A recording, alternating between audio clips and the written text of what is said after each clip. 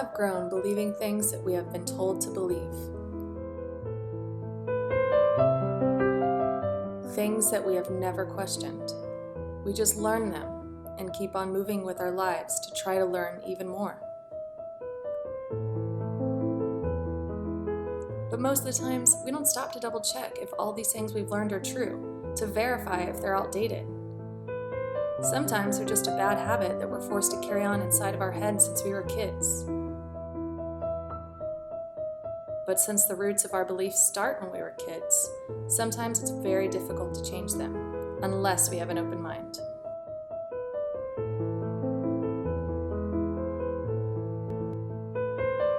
The time might be one of the biggest wrong beliefs we have, and it rules our lives in every single part of the planet. It tells us when to wake up, when to go to work, when to leave home, when to eat, when to sleep. It determines the length of every moment we live. But what would happen if we discovered that the time we all believe in is wrong? What if the way we perceive time depends on the part of the planet that we're standing?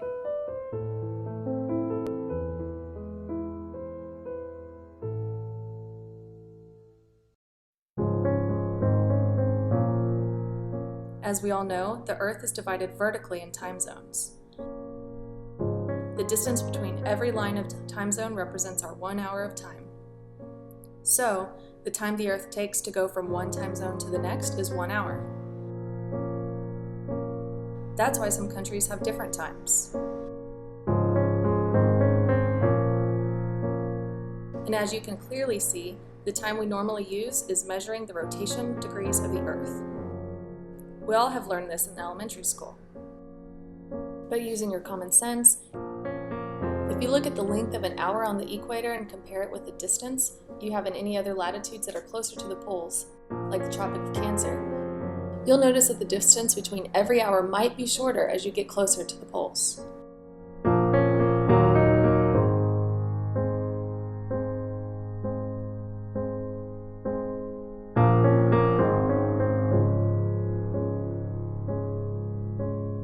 If you draw a triangle to take a better look at this distance, you'll realize that as you get closer to the poles, the hours may get shorter and shorter.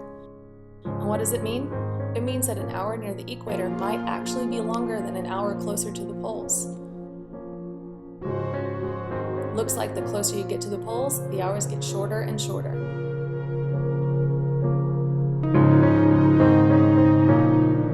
Yes, if we would measure the time in distance instead of measuring it in degrees, then we'll see that the hours in the middle of the Earth are longer than the hours closer to the poles.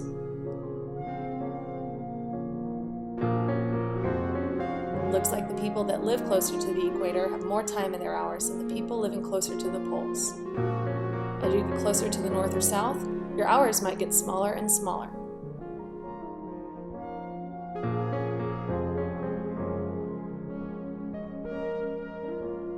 We did a simple and very basic math operation to see how smaller they get. You don't have to be a mathematician to understand it.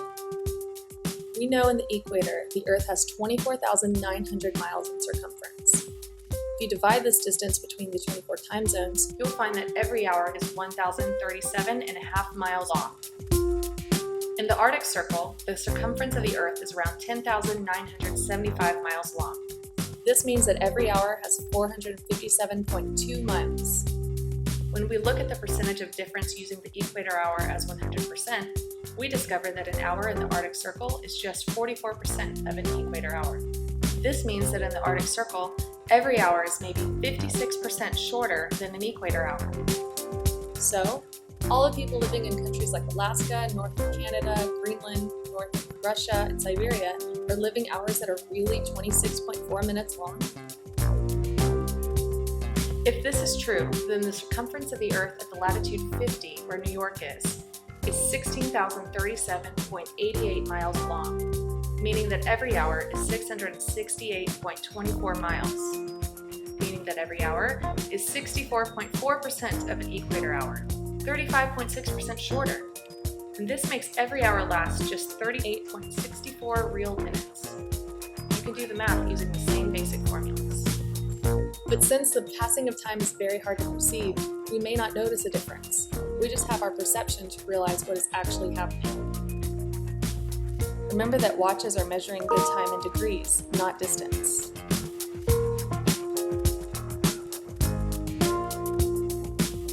This discovery is not about time warps or traveling at the speed of light that will never affect you. This discovery is about the time you have every day.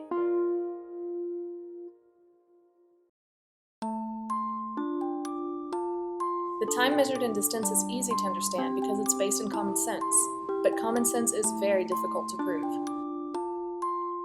So we decided to probe it with a very simple experiment, using the speed which is measured with the distance you travel over a certain time. Distance divided by hours is 65 miles an hour. We will just need to travel to some place close to the equator and drive a certain distance at a constant speed, and see how long it takes us to travel that distance. Then we'll need to do the same in the north of the planet and see how long it'll take us to travel the same distance. If the distance is the same, then the time should be the same, right? If the time we use is right, then 100 miles per hour should be 100 miles per hour everywhere. So, after analyzing the roads closer to the equator, we decided to go to Mexico to do the experiment on the road, traveling from Escárcega to Chetumal.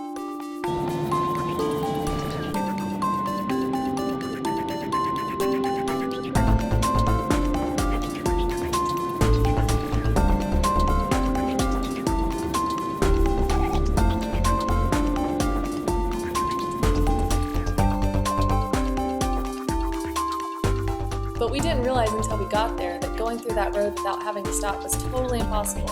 There are bumpers, army checkpoints, traffic, and many other challenges. There's not a freeway to go from one place to another.